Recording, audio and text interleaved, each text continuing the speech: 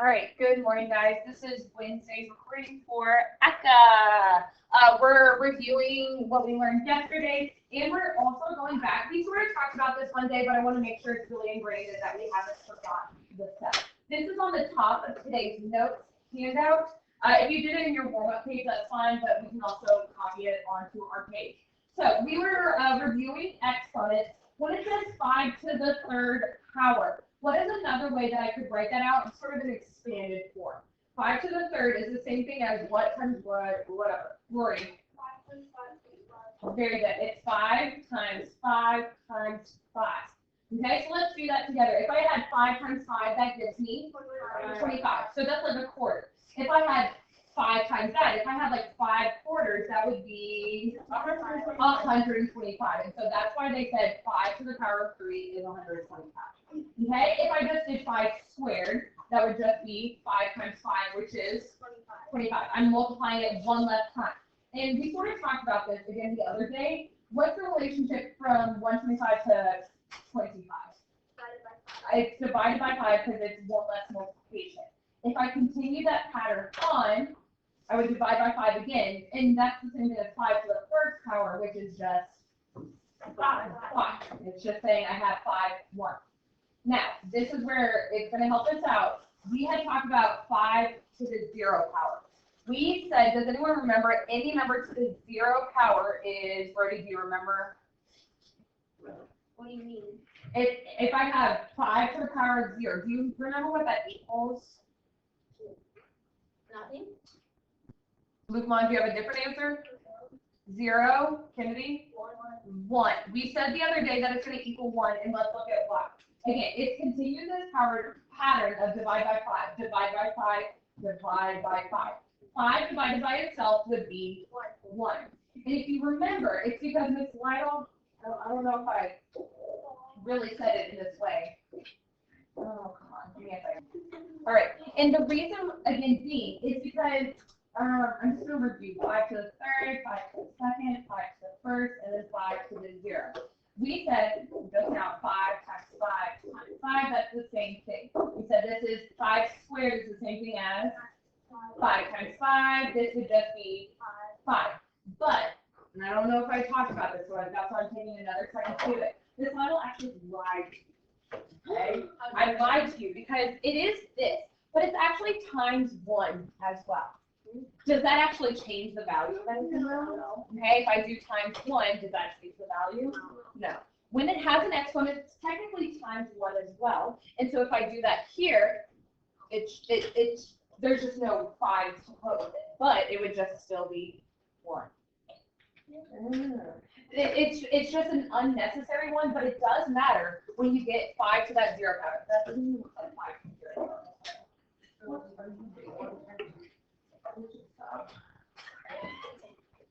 Okay, I might have to re-record during another class. What's up? I know, I'm sorry. Oh no, it's still going. All right, sorry about that recording. So that means any number to the 0 power, again, is going to equal 1. So 6 to the 0 is going to be 7 to the 0 power is going to be 100,000 million bajillion to the 0 power is always going to be 1. Okay? I know it's going to be a habit that we think is 0, but it's going to be 1. Exponents are different, so it's just a little bit different from that. So if you want to write that down, any number to the power of 0 to the power of 0 is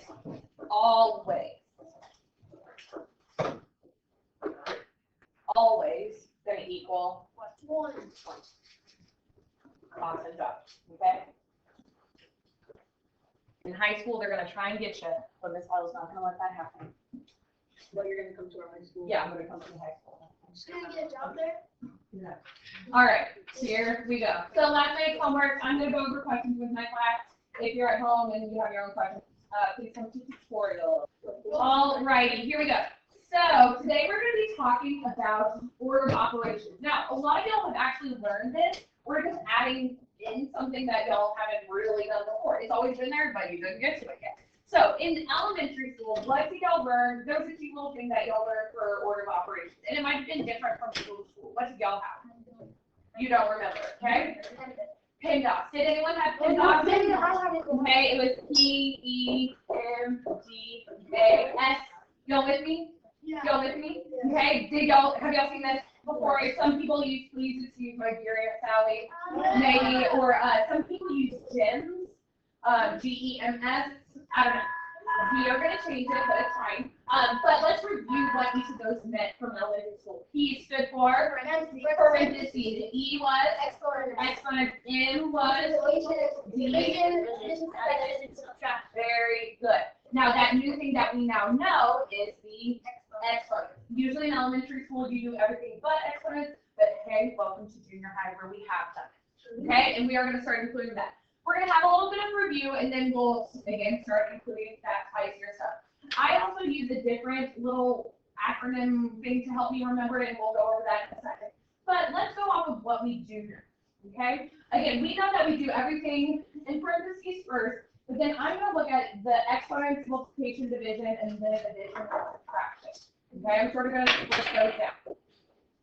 I'm going to talk about why we do it in that order. Okay, so let's go through, and I want to solve these different problems. I want to solve what 3 plus 3, what is that going to equal? 6. What's 3 times 3? 9. Oh, okay, 3 to the power 3, well, let's fix that first. Let's have the same thing as 3 times 3 3 times 3 times 3. Let's first write it out, because I can't just calculate that in my head. Okay, and let's solve it. 3 times 3 is? 27. Okay, 3 times 3 is 9, and 9 times 3 is 27, okay? I want y'all to go solve the other 3. Ready, set, go. All right, here we go. 3 plus 3 plus 3 is 9. I got the other 3 times 3 times 3 is 27. And 3 to the power 4 is 81. Okay, pause. So what I want to look at is what is changing. So I noticed on each one, they're adding 1 extra. They added 1 extra, and my exponent is 1 extra. You all agree with that? Yes. Okay, let's look at the difference between the two. What's the difference between 6 and 9? It's just plus 3. What's the difference between, okay, but let's actually find the difference. That would be, the difference is actually 18, right? And then the difference here, whoa, that's a big old, let's see, 81, 27, sorry, subtracting. We're subtracting, sorry. 11, 7, 11 minus 7? 4. 7 and 2 is 5. So that's a jump of 54. Okay, so are we noticing, like, it's the different operations, but some are making a bigger impact? Do y'all agree with that? Yeah. Which of these is the most powerful, the addition, the multiplication, or the exponent? If the exponent is the most powerful, then it would be the multiplication and then the addition and subtraction. So that's why it's. So that is why we do it in the order that we do. We always want to do the thing that's going to make the biggest impact first, then the next, and then the next. Okay? And then as y'all know, multiplication and division, those go together. And that's why when you do PEMDAS, those, it's not all the multiplication and then all the division. Those are equally as powerful, and then addition and subtraction. Are y'all good with that? Okay? That is why we do it in the order that we do. Now, okay, so what do we notice? We do the most powerful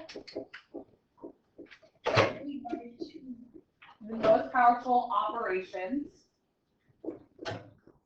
So I'm going to put in parentheses, we're going to do exponents first and work our way down. Work our way. Okay, pause if you need to. All right, and now we're going to get into the acronym that I use. Again, PEMDAS is great and fine. I learned the same thing. I literally remember my 6th grade teacher teaching me PEMDAS. But at Huff, her name was Miss Harry. But she, Miss Harry, yes. Okay, so the acronym that we use though, okay, because we noticed that we saw after we've been working here, we saw that with PEMDAS, a lot of people got a mistake. They have a mistake where they would do the parentheses, they would do exponents, but then they would do all of the multiplication and then all of the division.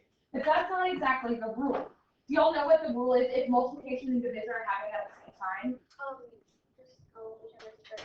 Exactly, you go left to right. So if division was happening first and then multiplication, you actually solve it whatever's left to right. And we just saw people making that mistake a lot, and so that's why we use instead gemma. Okay, it's really nothing that big of a difference, or you should also use gems. It's going to be almost the same thing, it's just one, it's shorter, and two, hopefully it will cut out some of those extra mistakes. So let's go through what each letter means. G, instead of just P for parentheses, there's different symbols that we can use besides parentheses. There's brackets, there's other things like that. Huh? Braces and stuff like that. So G is going to stand for grouping symbols.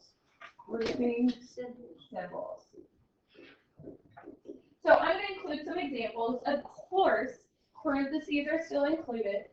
We've got like those brackets, braces, whatever you want to call them. There's like the emblems, those things. There's one that we actually learned about this year that y'all probably forgotten about. Yes? Is it the one that like you need for the number where like cleans it out? Yes, it's that one that cleans it out. It's the washing machine one. Oh, No. Something zero. Absolute zero. Absolute value. Very good. I'm awesome. Absolute value. Those absolute value bars, which are those straight lines, are considered grouping symbols. Okay? And again, that's new, so that's why they didn't class out in elementary school. All right. E is still going to stand for exponents. Okay? And again, instead of separating multiplication division, we just threw them all together. Okay? N stands for multiply and divide, multi and division, because they happen at the same time, but the rule when they're both happening is I need to solve them left to right. Okay? If they're both happening, and I'll show you an example, you would solve left to right. Yes, sir. Wouldn't it be, can you also write multiplication? You can, yeah, but we're sort of getting away from the algebra, the equations that you're talking about, but we're just going to talk about multiplication and division. Okay? A is going to stand for addition and subtraction. A, add and subtract. If they happen at the same time, the rule is left to right. Very good. Okay? And I'm going to show you how you can use GEMMA as a checklist. Okay? If you're a person who really likes checklists when you solve problems, I know we can't do it on all of them, but order of operations, we can. Okay? So opening up to the next page, you should see this at the top. Okay? And we are going to go to solve these problems. All we're going to do is make a plan. We're going to say, I'm going to do this thing first, this thing second, this thing third. When I write my first, second, third, you'll notice that a lot of times I will actually put the step over the operation, because when I'm solving a problem, usually it's not just with one number. I'm not going to say number one is the number one, right? I'm going to put it over two numbers because it's going to be, I need to do this set of operations first, this set in second. Yes. I'm going to be like learning order of operations, like negative with negative. Yes. Yeah, absolutely. Not right now. All right. So in number one, so again, my checklist is always going to be using GEMMA. Okay, let's go over it real quick before we move on. G stands for grouping. So everyone, G stands for grouping. E stands for exponents. N stands for, and then A stands for addition and subtraction. So this is my checklist. When I'm figuring out what I should solve first, I'm going to go down one by one by one. So, do I have, on this first problem, number one, do I have any grouping symbols? No, there's no parentheses, nothing like that, so I don't have to worry about that. Check, done. Do I have any exponents? Yes.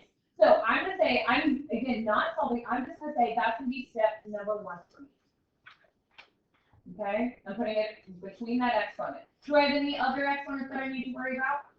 No. Done. N stands for multiplication, division. Do I have any of that? Yes. Yes. So notice again, I'm going to put it over the division sign because I need to divide those two numbers. That's going to be my second step. Do I have any other multiplication, division? No. And lastly, I have addition. So I'm going to be adding not 7 and 6. I'm going to be adding whatever this exponent equals or whatever this division problem equals. Then I'm going to add. So I'm going to put the third over that addition sign because it's going to be whatever those numbers are going to be. Okay, I'm just putting the steps. Okay, let's do another one. I'm going to go over to 3. Again, my checklist is Gemma. So I'm going to write that over to the side to help me out. Gemma. Okay. Number 3. Do I have any grouping? Nope. Check. Do I have any exponents? Yeah. Okay. So again, I'm going to put my 1. That's going to be my first step. The last thing in the equation is going to be the first thing I do. Y'all good with that? Okay. Done with that. M stands for multiplication. Now, guys, am I going to be multiplying 5 times 4? No, it's going to be 5 times whatever 4 squared is equal to. But that is going to be my second step. Sorry, that's it too. My pen is off. Okay? And then lastly, after I've done all that, then my third step is going to be subtract. If y'all had to guess, do you think this would be a positive or a negative number? Probably going to be a negative number because 4 squared is going to be some number, and then I'm going to multiply it by 5, so it's going to make it even bigger. And then I'm going to do 8 minus that. I don't know that y'all would notice that, but I'm just like, oh, yeah, that makes sense. All right, I want y'all to number the steps for number 2 and number 4. Ready, set, go. 1. Let's have Jackson. Can you tell me what would be my first step in this one? Let's see. It'd be E. Was that what I was thinking? The E for exponent. So you're going to do that first, right? Yeah. Then multiplication. Very good. And then Very good. Awesome job. Okay, the next one, can you help me out? Brody.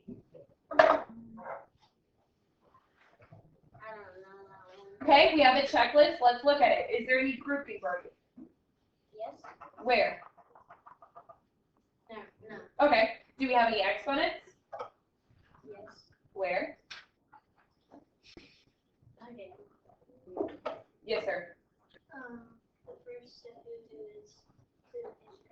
First would be division and then adding. Questions on that?